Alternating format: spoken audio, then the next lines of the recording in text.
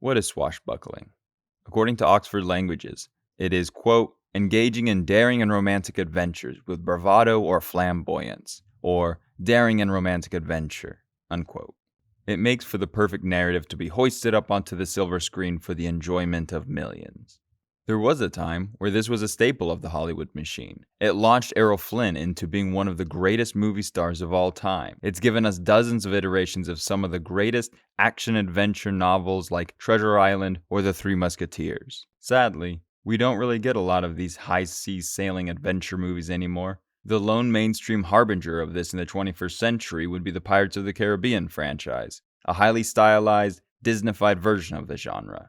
But unlike the wave of zombie movies we got in the 2000s or later with the superhero genre, we never got a slew of sword-brandishing hero movies that tried to emulate the success of Pirates, other than the 2011 Paul W.S. Anderson Three Musketeers, which tried to emulate the absurdity and over-the-top CGI Hollywood spectacle aspects of the Pirates franchise, which I would argue would be the worst traits of it to copy, and ultimately bombed. However, I don't want to just focus on the woulda, coulda, shoulda. I wanted to highlight a few of the movies that I think got the genre right, but also masterfully executed the particular sequence that I think is one of the greatest and most underutilized in all of motion pictures: the duel. The clashing of swords in a movie is particularly special. The sword ups the stakes while being able to draw out the tension of a scene for minutes on end. It is unlike a boxing match where the hero's life typically is not on the line, or a gun duel that usually begins and ends rather quickly. It's two individuals locked in mortal combat. The stakes cannot be higher. With the slightest miscalculation, the hero or villain could meet their untimely or well-deserved end. It makes for a riveting sequence in a swashbuckling film when given the proper attention by the filmmakers that be. A lot of the scenes in modern movies are shot extremely choppy, close-ups, we don't see any type of performance from the actors, you see an arm here, their feet there. I just don't see any directorial vision.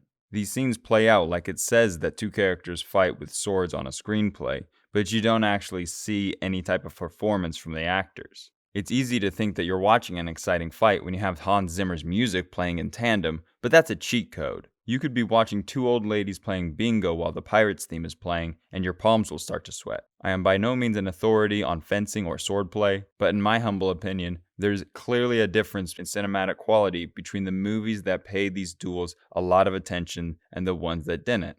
1935's Captain Blood was the film that launched then unknown Errol Flynn into movie and pop culture legend. A young Errol Flynn plays a doctor who gets exiled into slavery. He then leads a rebellion, fleeing his oppressors, and becomes the most notorious pirate of the seven seas. Along the way, he runs into who would become the most popular foil of a sword-brandishing hero of the time, the greatest Hollywood swordsman of them all, Basil Rathbone. Towards the end of the second act, the two characters come to an impasse. They cannot agree on how their new prisoners should be treated. So out comes the steel, and we have a fight.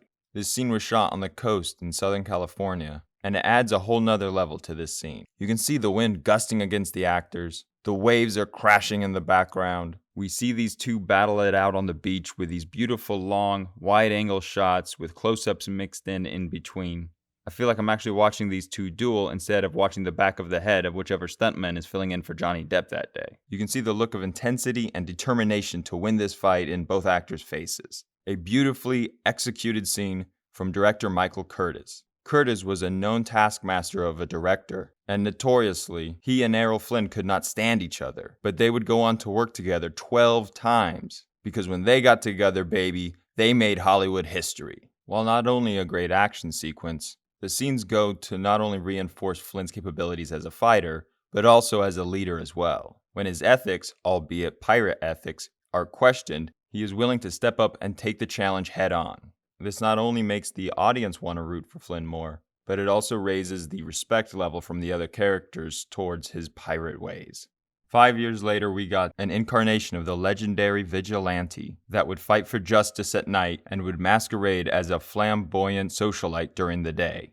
That's right, this is Batman's granddaddy. This is by far my favorite Zorro film, vastly superior to 1998's The Mask of Zorro. Tyrone Power plays the masked man, and you guessed it, Basil Rathbone once again is trying to foil his courageous efforts. Rathbone's Captain Esteban is tired of Tyrone Power's Diego being a pompous asshat, and they draw swords to settle their grievances. This is just beautiful. Most of this scene is in a two-shot. There's no music. We just hear the sound effect of the swords clanging together in malice. Now, this scene was shot sped up at about 16 frames per second, when normally films are filmed at 24 frames per second, but it still looks and sounds masterful. As the fight goes on, both men start to breathe heavier, sweat more, and frustration from Rathbone's character starts to boil over. And long before the MCU appropriated this behavior, quips were coming in hot and heavy. Now just look at the difference between the way that this scene is shot and a Pirates of the Caribbean movie scene is shot. In Zorro, I'm learning a lot about both characters' skills and capabilities, and in Pirates, I'm expecting Jason Bourne to jump out of the woodwork with all this shaky cam. The last film I wanted to mention, it's arguably the perfect movie, The Princess Bride. I'll save my luster about this film for another day, but the scene in particular, actors Cary Elwes and Mandy Patinkin made it a personal mission to make the greatest swords fight that ever happened, and they succeeded in spades. Director Rob Reiner and the rest of the crew deserve thanks for the end of days for this, because notice how we can see everything that's happening in this scene. The characters move forward, they fight back and forth. I know this might not seem like a big deal, but when you compare this to every other sword fight we've gotten in the last 25 years on cinema, it goes to show you how hard this is to pull off. To get actors that want to commit to making something look so beautiful.